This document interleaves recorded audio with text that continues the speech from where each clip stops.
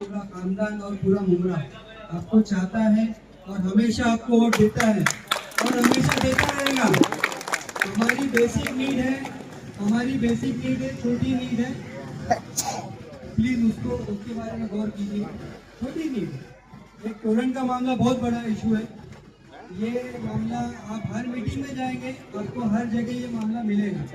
हर लोग आपसे यही सवाल करेंगे, तो बनाए मेहरबानी उसको खत्म कीजिए या तो उसको कोई रास्ता निकालिए। और दूसरा ट्रैफिक का, शानू भाई, पूरा ट्रैफिक आपके अमरूद नगर से लेके रशीद तक के रोड आधा हो जाता है, एक सिंगल या दो गाड़ियां चलती है। हमारे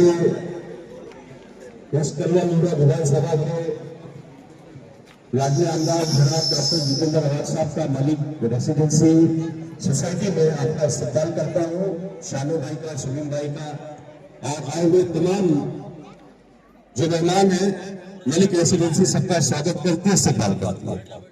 अपनी बातें कब इसके कि हमारे नेता को हम डायरेक्ट सुने, कुछ चीजें हैं जिसके ताल्लुक से हमारे सेक्रेटरी सब्बतुल्लाह मौलाना साहब वो अपने नेता के सामने अपनी बातों को रखेंगे। उसके बाद आगे की चीज क्या है वो उस पर हम डॉक्टर जितेंद्र अवार साहब, आपका हमारी सोसाइटी में इस्तकबाल है, वेलकम है। दो बातें हैं, ज्यादा कुछ नहीं है। एक बात तो हमारी तमाम जनता से है, वो हमारी जरूरत इंडिया अलायंस की है। हर एतबार से बम्बई के लिए, महाराष्ट्र के लिए, पूरे भारत के लिए जो हमारी सबसे बड़ी जरूरत है वो इंडिया अलायंस है। अभी हालिया पार्लियामेंट के इलेक्शन में जो पोजीशन बनी इंडिया अलायंस की, और जिस पोजीशन में ला करके उन लोगों की और आपको तय करना है। अभी हमारे बीच में बहुत सारे लोग हैं, बहुत सारे कैंडिडेट हैं, वो आएंगे, अपनी बातें रखेंगे, नो डाउट उनको रखने का हक है, लेकिन समझने का हक हमको है, दिमाग हमको है, अकल अल्लाह ताला ने हमको दिया है कि इंडिया अलायंस हमारी जरूरत है, जिसको हम नजरअंदाज नहीं कर सकते। अगर हमने नजरअंदाज किया तो हम किस खड्डे में जाएंगे ये हमको, आपको, सबको पता है। एक बात। दूसरी बात, हमारी सोसाइटी की तरफ से बहुत सारी बातें आई थी और हमारे कमेटी के भी लोग गए थे, एक सेकंड में बैठे बैठे और सारी बातों को लिख दिया गया। ये सारी बातें जब भी कोई जरूरत पड़ती है और हम आवाज देते हैं तो वो शाना बशाना हमारे साथ डॉक्टर साहब खड़े होते हैं। तो मैं ये चाहता हूँ कि आज के डेट में, आज के वक्त में जो सबसे बड़ी जरूरत, गालिबन 4 साल आज हुए, वो हालात थे कि लोग बाल्टियों से पानी लेकर आने के घर तक अपना जो है ना नौबत पे आ चुकी थी, लेकिन उन्होंने कभी सवाल नहीं किया, न कभी अपना एहसान जताया। ऐसे 25 मैं साहब आपके आंख में आंख डाल के आपने बात करता हूँ, मैं अपने लोगों से बोलता हूँ, गलत है तो मुझे बोलिए। आपके हाथ में मोबाइल दुनिया है, ये हम सब आए हैं, ये मत सोचिए कि आपको वरगला रहे, झूठ बोल रहे। आप अपने बच्चों को आप खुद मोबाइल से देखिए कि इनके अलायंस, बीजेपी अलायंस, अजीत दादा क्या हिसाब से काम कर रही, उनकी पॉलिसी क्या है, उनकी सोच क्या है हमारे बारे में। आप एक तरफ हमको डायरेक्ट खुला बोल चुके हो ना, आपको छोटी छोटी चीजों में आप बोलते हैं मस्जिद की दीवार इलीगल है, अरे तमाशा बना दिया। हाँ, ये कभी होता है क्या? अगर इलीगल और लीगल का पैमाना किया जाएगा तो देश में क्या क्या इलीगल चल रहा है? कभी धार्मिक स्थल पे, मंदिर, मस्जिद, चर्च, कभी ये सब नहीं कहा गया कि 50 साल 100 साल पुरानी कई जगहों पे एक दीवार के ऊपर 200, 1000, 500 से बचन के लोग पहुंच गए कि दीवार इलीगल है। ये है आपकी मानसिकता। आप क्या सोचते हो, ये बताना चाहते हो? तो सबको ये बात मालूम है, इंडिया अलायंस की ताकत की वजह से आज वक्फ बोर्ड में जो बिल है, वक्फ की प्रॉपर्टी का बिल, वो जेपीसी में गया है। कुछ दलाल टाइप के लोग हैं शहर में, वो फोन कर रहे हैं और जो भोली भाली जनता है, जो भोली भाली आवाम है, उन्हें कहते हैं कि डॉक्टर जितेंद्र अवार साहब को वोट दो, उनका चुनाव चिन्ह घड़ी है। इस तरीके की कंफ्यूजिंग हमारे और आपके बीच में लोग पैदा कर रहे हैं। तो मैं आप लोगों से यही कहना चाहता हूं कि डॉक्टर जितेंद्र अवार साहब का निशान हम सब का आपका चुनाव का निशान पुकारी बजाता हुआ आदमी है। ये अब नई पॉलिसी लेके आ गए हैं बीजेपी गवर्नमेंट दिल्ली से। जो उनकी घड़ी है, उस घड़ी में तो हंगामा आदमी साहब आप ही ने कहा था कि भाई कमल का फूल लग गया है, तो उनको ये कहना चाहिए कि हाँ भाई हमें कमल का फूल समझ के वोट देना, तो कमल का फूल समझ करके कोई अपना भूल नहीं करेगा। सामने बैठे हुए हजरात, मेरी बहनें, मंच पर बैठे हुए सभी बुजुर्ग, अस्सलाम वालेकुम। वैसे दोनों ने इतना बोल दिया है कि मेरे लिए कुछ बोलना बाकी नहीं है, पर जो चीजें मैं समझाना चाहता हूं, जैसे शानू ने कहा कि बिगड़े हुए बनाए हुए रास्ते बिगड़ सकते हैं, बन सकते हैं, बिगड़ सकते हैं, बन सकते हैं। पानी आता है, जाता है, आता है, जाता है, लाइट आएगी, जाएगी, टोरेंट का मीटर जाएगा, सही होके वापस आएगा, बिल कम होगा, सब होगा। लेकिन जिस दिन इस देश की विचारधारा बदल गई, उस दिन तुम नहीं रहोगे, मैं नहीं रहूंगा, क्योंकि तुम मुसलमान हो और मैं पिछड़ा हूं।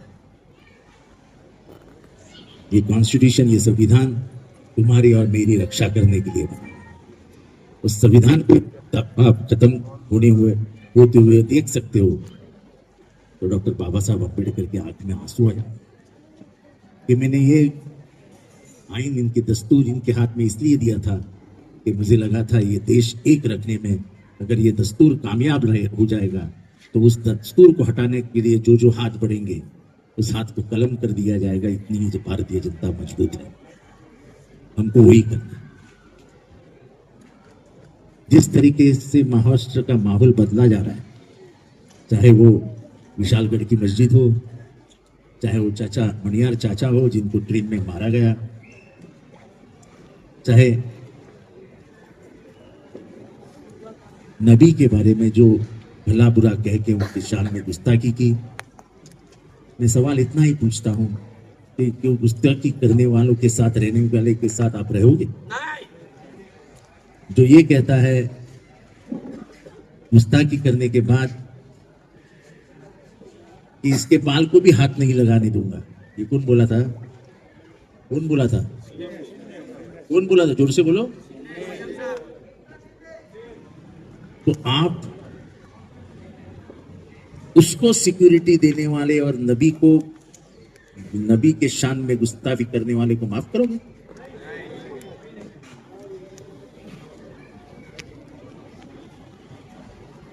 वो ही मलंगड़ पे गए थे, क्या कहा था? मलंगड़ शहीद कर देंगे। आज तक कोई चीफ मिनिस्टर कहीं पे जाके ये नहीं बोला है कि मैं कुछ शहीद कर दूंगा। गंगागिरी महाराज ने जो कहा उसके खिलाफ हम लोग उतरे। मैं तो 5 घंटा पुलिस स्टेशन में बैठा था। हमारे एक दोस्त रफीक कामदार, उन्होंने माहौल तैयार किया था और सब मौलाना लोग, आलिम सभी पहुंचे कि नबी तुम्हारे हैं वैसे हमारे भी हैं। सब दुनिया का मालिक एक है, चाहे वो आपके नबी हो, हमारे भगवान हो, कोई फर्क नहीं। ये मानते ही इसलिए तो हम कहीं पे भी कूद जाते हैं। मणियार चाचा को जब मारा तब मैं कौन था? मैं तो गैर ईमान वाला था। लेकिन मणियार चाचा के मैंने मेरा बाप देखा कि मेरे बाप पे वैसा कोई हाथ उठाता तो हाथ कलम कर देता मैं उसको। आज भी हमारी कोशिशों की वजह से वो लड़के छूटे थे, हमने जाके आवाज दिया, तब दूसरे दिन कलम बढ़े और आज भी वो जेल में बैठे हैं। हमने ये नहीं सोचा कि अपना है कि पराया है। आप किसी बुढ़े के ऊपर, किसी भी के ऊपर बेवजह हाथ नहीं उठा सकते हो। क्या आपको मैं पराया लगता हूं? मैं आपसे सवाल पूछना चाहता हूं। लड़ा, आज हमारे शहर में 14 बैंकें हैं, 20-30 एटीएम हैं। भले टोरेंट पे आपको शक है, मुझे शक है, सबको शक है, लेकिन 24 घंटा लाइट है, पानी भले ही कम आता हो लेकिन आता है। जिस शहर में पानी ही नहीं आता था उस शहर में पानी आने लगा, रास्ते बड़े बन गए। आज अपना लिटरेसी परसेंटेज देखो कि अपने यहाँ के कितने बच्चे सीए, एमबीबीएस, पीई कहाँ पढ़ रहे हैं। ये क्या है? मुमरा सुधर रहा है।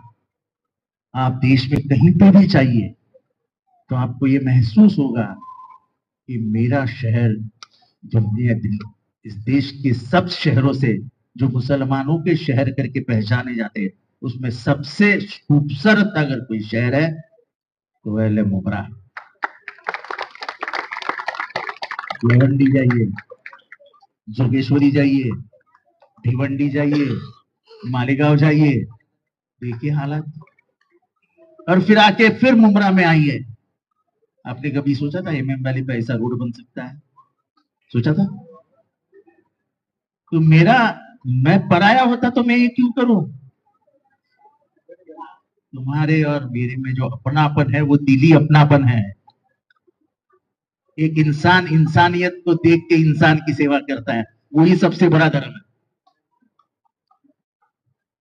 ये प्रचार में बीजेपी भी कहती है कि हिंदुओं के लिए मत वोट दो, तो फिर बीजेपी की विचारधारा में और इनके विचारधारा में क्या फर्क है? बीजेपी यही कहती है ना, आप भी अभी यही कहने लगो हो कि मैं अपने वाला हूं, मैं कलमे वाला हूं, मैं ईमान वाला हूं। तो क्या है, बेईमान है हम बेईमान है? अरे हम ईमानदारी से लड़े शरद पवार के साथ, तुम वो बेईमान हो जाके सो गए मोदी के साथ। हमारे बुढ़े बाप को तुमने घर से निकाला, उसकी पार्टी छीन ली, उसकी घड़ी छीन ली, तो भी हम उसके पैर के नीचे खड़े रहे, उसके पैर पकड़ के। हम में जो खुददारी है, हमारे मन में जो ईमानदारी है, आप दूसरा तीसरा चौथा जन्म भी लोगे ना, आपके पास नहीं। हमको सत्ता की लालच दी थी, हमने सत्ता को लात मार दी कि हम हमारे सोच विचार से गद्दारी नहीं करेंगे। हम हमारे सोच विचार से गद्दारी नहीं करेंगे। और आप तो हमें सिखा रहे हो। आपकी घड़ी की चाबी किसके हाथ में है? नरेंद्र मोदी। अमित शाह चाबी देता है। आप क्यों जाते हो दिल्ली में टिकट मांगने के लिए? तुम नहीं हो ना बीजेपी के साथ, तो क्यों जाते हो?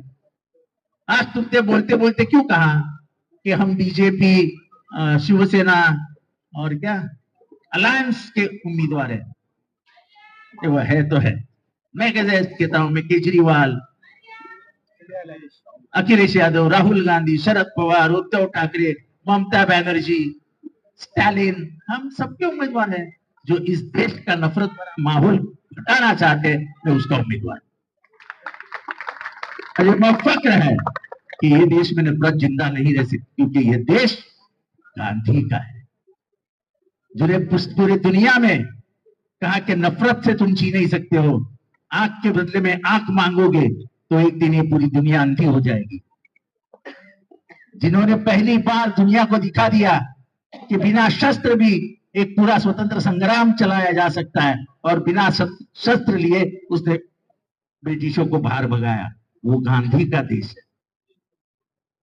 तुम गांधी के ईमानदार सैनिक नहीं बन सकते, तुम नथुराम की औलाद हो जो सिर्फ मारना जानते हो, और इसलिए तुमने वो बूढ़े को मारा, इसलिए तुमने वो विशालगढ़ की मस्जिद तोड़ दी, इसीलिए तुम ये दरगाह को तोड़ने की भाषा कर रहे हो। नफरत फैला करके आपकी दुकान चल सकती है, पर हमारे दुकान में सिर्फ प्यार है बांटने के।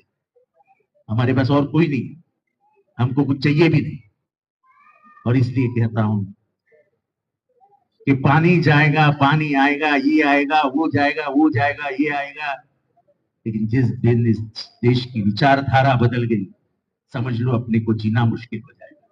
तो अपने लिए, खुद के लिए, जिन्होंने नबी को भला बुरा कहा, उनको फिर से एक बार दबाने के लिए, फिर से एक बार सत्ता से बाहर करने के लिए, और जो सभी धर्मों को साथ लेके चलते हैं, ऐसे शरद पवार, राहुल गांधी, उद्धव ठाकरे को फिर से एक बार सत्ता में लाके आप अपनी, मैं नहीं बोलता हूं एमबीए की, आप अपनी गवर्नमेंट बनाइए, आपका हक का गवर्नमेंट बनाइए, ये कहने के लिए आया था। ये कहता हूं और उम्मीद रखता हूं कि मेरी निशानी आपको मालूम है। मेरी मालूम है ना निशानी क्या है? क्या है? तुतारी बजाने वाला आदमी।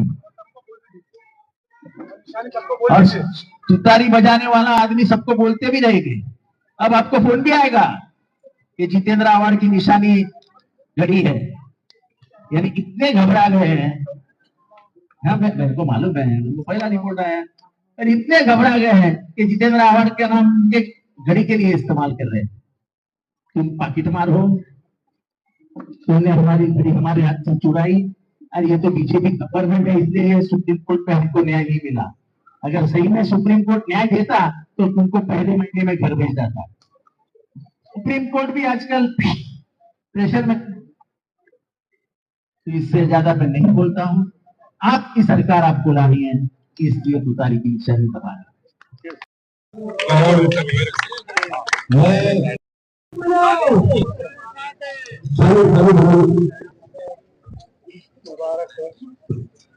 और शानू भाई आ गया।